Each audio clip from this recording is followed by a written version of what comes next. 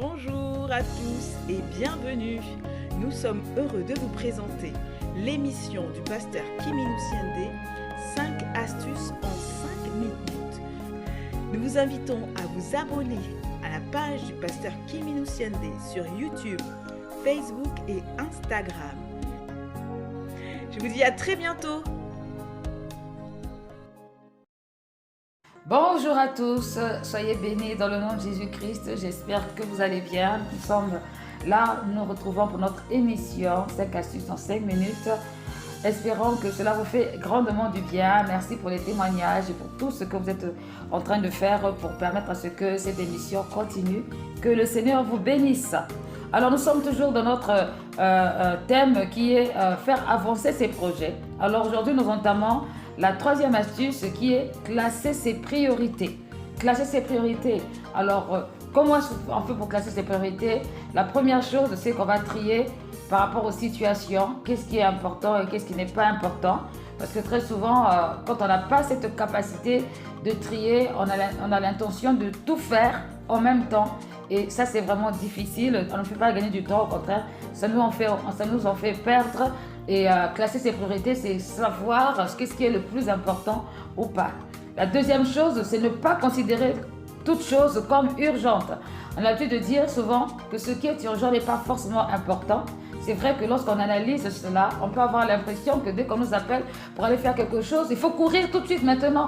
Mais quand on analyse, en fait, finalement, ce n'était pas vraiment important par rapport à la dimension de l'urgence. Donc, il faut avoir vraiment le côté développé pour réaliser que il ne faut pas agir sur la base des émotions. Ce qui est urgent n'est pas toujours important. Parfois, ça peut attendre. Ensuite, la troisième chose, c'est développer le discernement. Parce que pour pouvoir faire la différence entre ce qui est prioritaire ou pas, il faut quand même avoir un esprit d'analyse. Et cet esprit va permettre de différencier, de savoir classer qu'est-ce qui est prioritaire ou pas par rapport au projet pour aller de l'avant. Donc la troisième chose à faire, c'est de pouvoir développer le discernement face à la situation qu'on est en train de vivre, la décision qu'on veut prendre sur le moment. La quatrième chose, c'est d'être réellement organisé, parce que quand on classe les priorités, en fait, c'est comme si on faisait des étalages. C'est comme si on classait classe par classe quelque chose. Et ça va montrer en fait une certaine maturité, différentes étapes à accomplir pour aboutir à un projet. Et ça, c'est de l'organisation. Donc, c'est vraiment important pour pouvoir avancer ces projets. Il faut apprendre à être organisé dans tous les sens du terme. Organiser son emploi du temps, organiser ses fréquentations, organiser ses préoccupations, ses loisirs. Il faut être organisé pour pouvoir savoir, pendant que j'ai envie d'aller chanter, est-ce que c'est pas mieux que j'aille plutôt faire du sport? Pendant que j'ai envie de faire telle ou telle chose, aller au restaurant, c'est pas mieux que je travaille telle chose.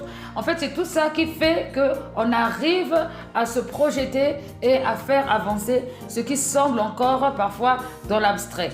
Et la cinquième chose, c'est ne pas tenir compte de la vie de tout le monde. Tout le monde n'est pas dans votre projet, s'il vous plaît. Tout le monde n'est pas dans votre projet. Il y a des projets où vous avez peut-être 2 ou 3 conseillers et c'est bon. Vous ne pouvez pas avoir l'approbation du monde entier. On ne peut pas plaire à tout le monde. À un moment donné, il faut être seul. Et parfois, quand on marche seul, on réussit mieux que lorsqu'on a les conseils de Y, Z. Je ne sais pas, j'ai déjà pris cet exemple une fois, mais je prends l'exemple d'une maman qui vient d'accoucher. Elle a mis son enfant au monde. Et puis, toutes les mamans qui ont eu des enfants au monde avant, elles se rappellent que tout à coup, soudain, elles ont une certaine sagesse pour élever les enfants. Alors, imaginez, celle-là va vous dire, il faut dormir l'enfant, il faut faire coucher l'enfant de ce côté. L'autre dit non, de ce côté, l'autre de ce côté. On est perdu. L'enfant ne grandira pas correctement parce qu'il n'a pas de fondement, il n'y a pas de base. Donc, il faut éviter d'écouter tout le monde. Il faut faire des choix.